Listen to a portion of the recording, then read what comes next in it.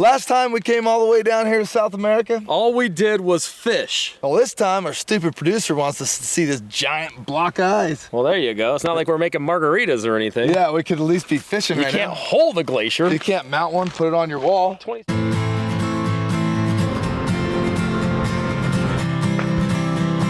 As Henry David Thoreau said, many men go fishing all of their lives without knowing that it is not the fish they are after. Look at the size of that thing! I'm Denis Isbister. For me, fishing has been a part of my whole life.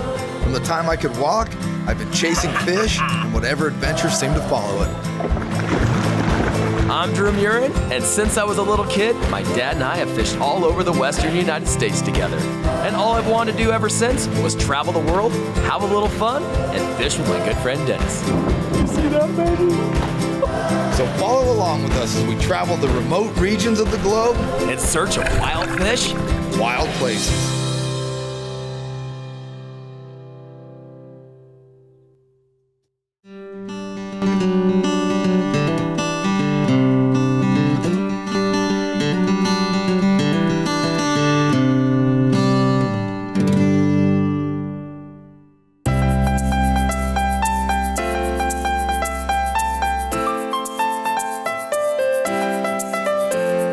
Growing up in the Great Basin of the western United States, I have always been able to see beauty in the desert. The Patagonian desert was no exception. Add to it a backdrop of the snow-catching Andes Mountains and its many glaciers, and you have a recipe for one of the most beautiful places on Earth. So since we were fishing the glacial-fed lakes and rivers of the area, we had to check out the world-famous Moreno Glacier. This ice field is so big, it contains the world's third largest reserve of fresh water. It really is mind-boggling when you see it in person, just how big this glacier is.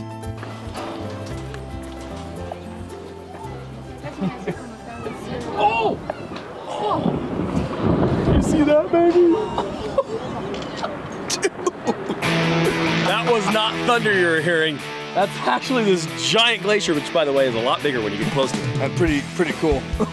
It just calved, just echoed across the whole area. It sounded like thunder. Just boom! Shook us the all whole bit. thing.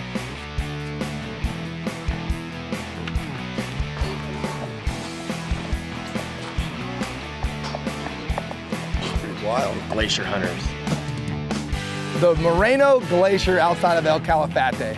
I got drugged there against my will, but I gotta say, it was really cool. When we got there, it was like thunder. And then they'd splash. It was an impressive sight, to say the least. So what makes this glacier so famous is it actually separates Lake Argentina into two different lakes. So it'll actually work its way all the way to the shoreline here, supposedly, and block off both water areas. Then one water area kind of builds up, what do you say, like 12 meters? Yeah, 12 meters, and then it gives way, and then all that water goes over to the other lake. And then all it forms again. Oh! That was good. So of course, we're sponsored by Glacier Glove, so any chance we have to see a glacier, we're gonna do it. So the Moreno Glacier is world famous, of course. Absolutely amazing how it sort of pushes into the area. You have this big round like hole in it, which I guess is a big deal. Unfortunately, it had broken just weeks before we had gotten there, but we still got to see this giant glacier. So Denis and I take this short 6.5 mile walk down a bunch of stairs all the way to the base of it because we wanted to be front and center. People all over snapping photos, and we have our phones out, and I'm using every bit of video space that I have trying to catch a calving, and of course I run out of space right when this giant calf comes off and crashes in the water.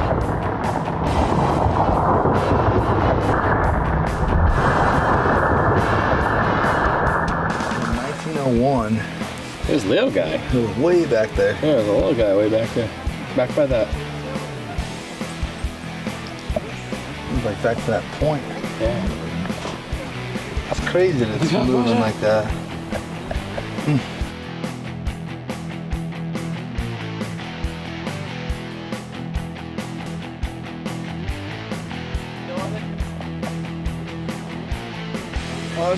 Unbelievable how cool this thing is.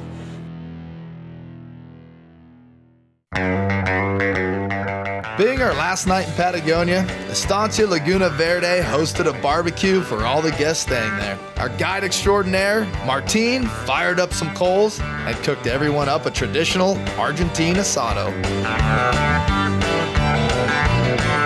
It wasn't long till everyone was full on barbecue and Malbec. And despite the language barrier, everyone had a good time and new friendships were forged. Are we best friends? Are we best friends?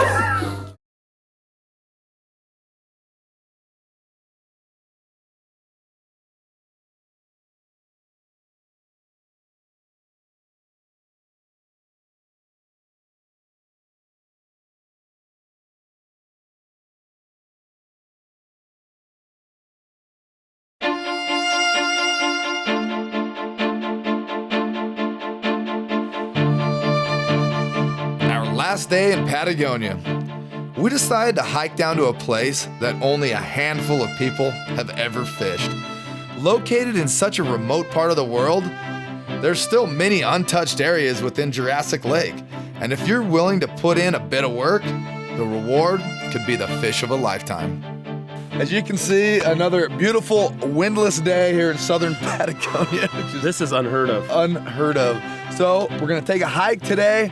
We're walking into a place called Island Bay. I've never fished it before. We didn't fish it when we were here last time. Supposedly they call it the aquarium, but we'll find out. We'll find out. It might be the aquarium of frustration. And rocks.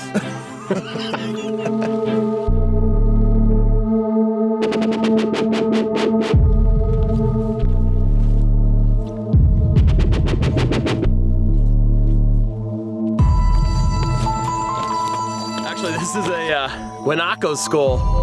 Been seeing guanaco all over the area. Obviously a puma must live in this area, so we're gonna move on really quickly. As you can see, it's very steep terrain. We're gonna need to belay down. A belay? Belay, that's like Michael Bublé?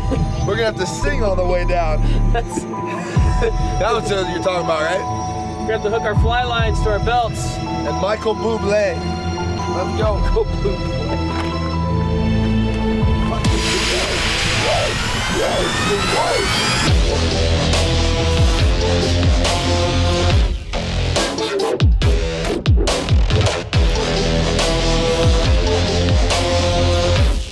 Now, I've never been to the moon before, but if I did, I think it would look a lot like this, but with a lot more oxygen. Right? It does kind of look like the moon. Where's the moon rover? Boing, boing. This is pretty rad though. All of Jurassic Lake looks like the moon, basically. But this place was a whole nother level. It looked like the concrete washout had all been together, pools way up from the harsh winds. It was unbelievable. So I've heard people call fishing spots the aquarium my whole life. Most of the time you go there, you might find a goldfish or two. But this place was legit. The hike down looked like the moon. You're walking where no man has walked before, literally, or walked out, I think, on one occasion. But you get down there, absolutely crystal blue water. You're looking off this cliff about 50, 60 feet down, and you're just watching these giant trout just cruise around. We saw like 3 or 4 fish just blow up just right off the bank here. So we're gonna do what any fisherman would do and go over there, start fishing over there.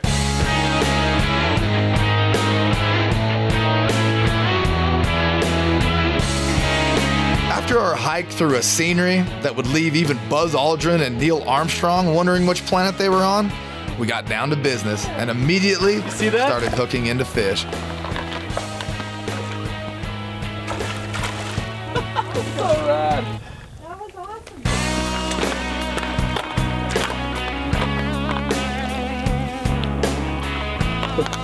Saw this fish just kind of cruising right in this little rocky area.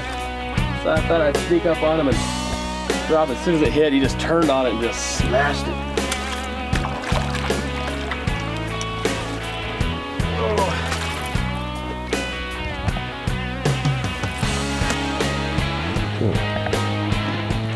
Woo! That's her. Just cruising along this outer edge bank, about 2 feet offshore. It's a nice fish. Look at the size of the head on this thing. on that purple that Martine said wouldn't work.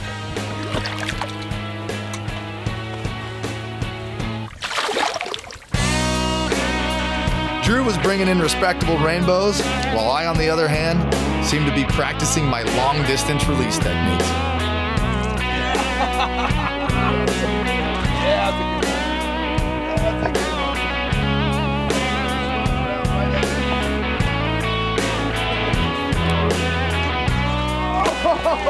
Moreno! You got a fish on here? Huh? Oh my God, this is so awesome. One of the things about coming here, if you feel like hiking, like we do, you can get to some cool spots. Took about, I don't know, an hour or so to get in here. Pretty rough terrain, but totally worth it. There's fish blowing up everywhere. It's like an aquarium. They're just swimming through. You can see them. They swirl on it, and then wham! Huge fish in here. This is awesome. So exciting.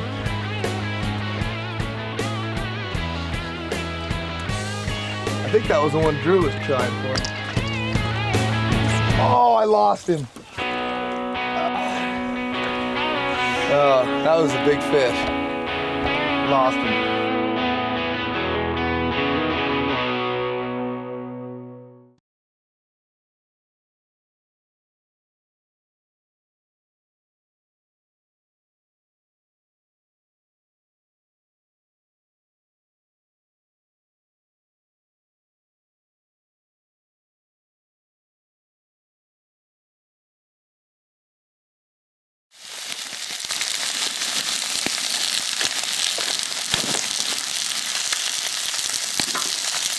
Short lunch in Argentina is truly spectacular. They basically create fire with their bare hands and then cook up this like 5-star meal for you right in front of your eyes. Martine, he whips up a short lunch with a couple sticks that he rubs together and a pan.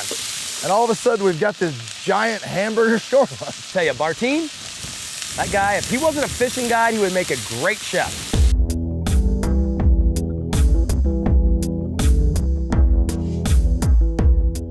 When I was a kid, yeah, my family had restaurants, and I like to, learn about the cooking, and the food in Spain is really good. And I like to learn how to cook the fish, the meat, and I really like it. Drew and I have fished with a lot of great guides over the years. Martine is one of the best we've ever fished with. He's so knowledgeable. He's just a great fisherman. He's a great person to be around. He lives in El Calafate. Martine is so knowledgeable about the area in general, not just Jurassic Lake, but everything around there. Could do it all. He kind of reminded me of myself back home. He's a DJ, he's a chef, he changes spare tires, he cleans your room. He's one of the best fishing guides we've ever fished with. And if you take the time to learn from him, which Dennis and I don't usually do, he can teach you a lot, especially how to catch fish. So thanks, Martine. See that one?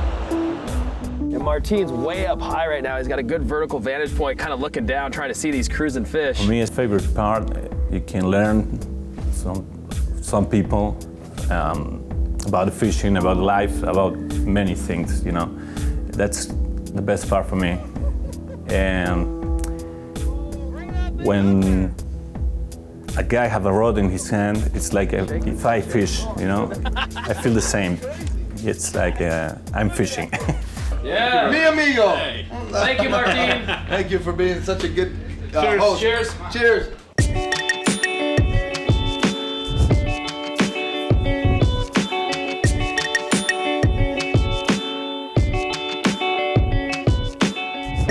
What's perfect here is if you can stand up on these rocks and get a good casting and viewing platform, you can actually see these fish cruising along. Sight fish them. It's pretty neat. Another big one? Nope. But maybe if I could land them. Oh, I do as I say it. Dude, what the hell? Check your fly. Dude, I did. It's freaking razor sharp. I don't get it. I don't know what to do. The hook's sharp. I'm setting the hook. I don't know if I should just change just because. Make myself feel better, give myself some confidence. I don't know. After that great shore lunch, it was back to the action. Well, at least for Drew. I couldn't figure out what my problem was. Drew was catching fish, one after the other, while I kept losing them. I was starting to think I had some sort of weird jinx going on. It's quite deep here, so we're fishing a 800 grain sinking tip line, trying to just sink this thing as fast as possible because we're seeing these fish laying on the bottom. Martin's pointing them out, and then we're trying to get down to them as quick as we can.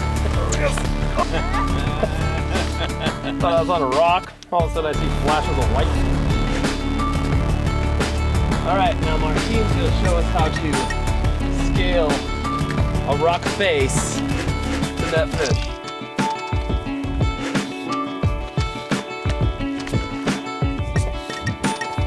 This fish is probably 5-6 pounds.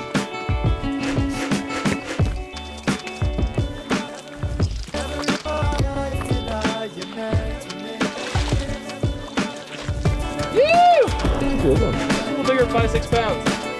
This vantage point, we're up here like 60 feet off the water.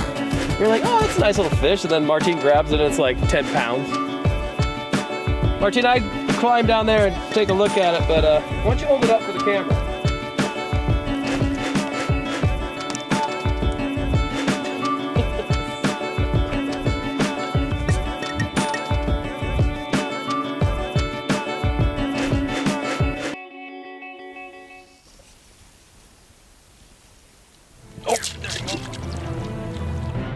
Got him.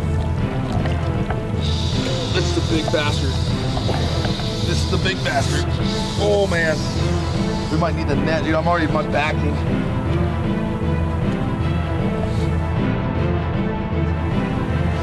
Net! Oh my god, dude, he's gone.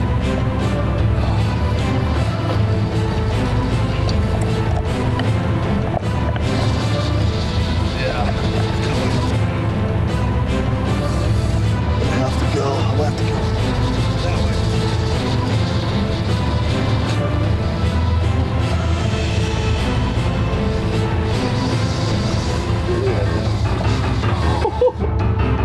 Oh my god, he's up on top.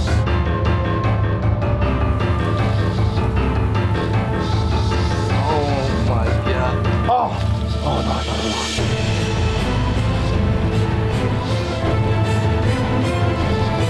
Dude, into my back twice already. Oh, God! Oh, another one. God damn it.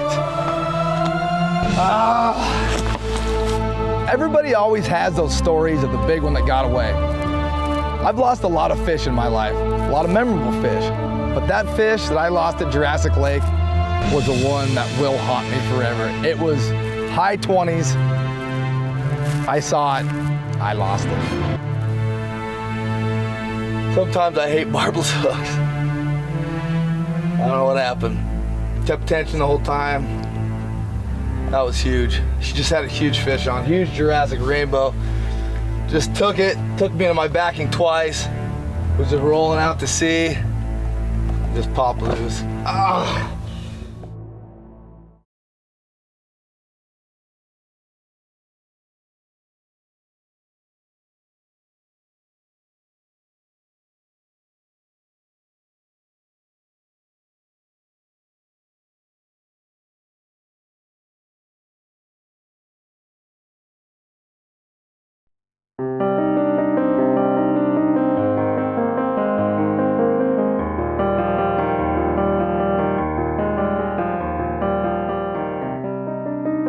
For some reason, I was struggling. Honestly, I don't know what was going on, but I just went on a run. 5 or 6 fish in a row, and the biggest fish I've ever seen at Jurassic Lake, we got to see it, and I lost it right in front of us. I don't know what to do. The hook's sharp. I'm setting the hook. I don't know if I should just change just because, to make myself feel better, give myself some confidence. I don't know. With losing half a dozen fish in a row, it's hard not to dwell on that when you hook the next fish. but you can't help it. Naturally, you might change your technique just a little because you think you're horsing the fish or doing something wrong, but this only makes the problem worse. It can become a downward spiral into a rabbit hole of frustration and despair that every angler has faced at least once in their life.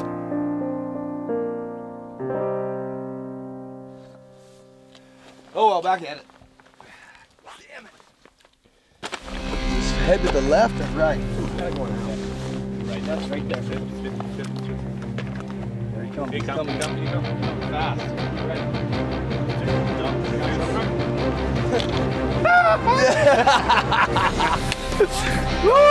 Decent, but we've been working on this fish.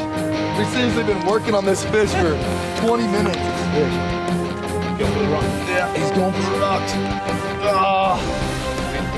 I'm gonna let him go.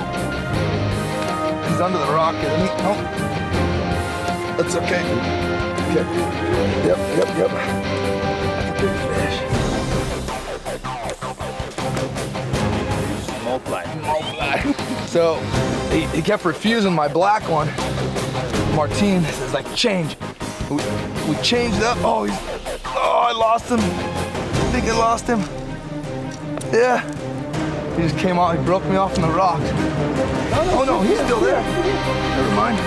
Just swam at me, I'm all. Yeah, it's so hard to land in here. There's so many rocks. Oh, come on. Give me a break, dude. Oh. I can't believe that. I can't force him. Look at him just diving for the rock. Look at that thing. Unbelievable that he's still on. He's just going from rock pile to rock pile. Just oh, come on.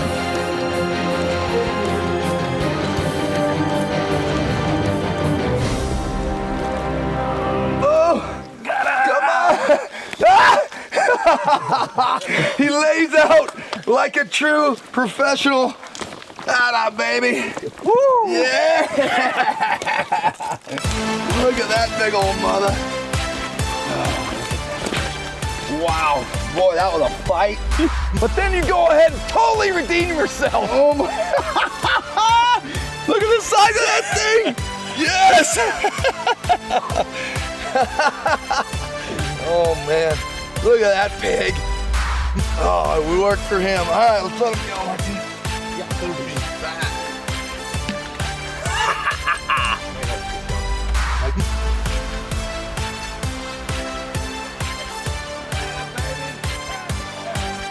After everything lining up just right, which needs to be the case with these giant, powerful rainbows, I finally got my redemption and my confidence regained just in time to leave.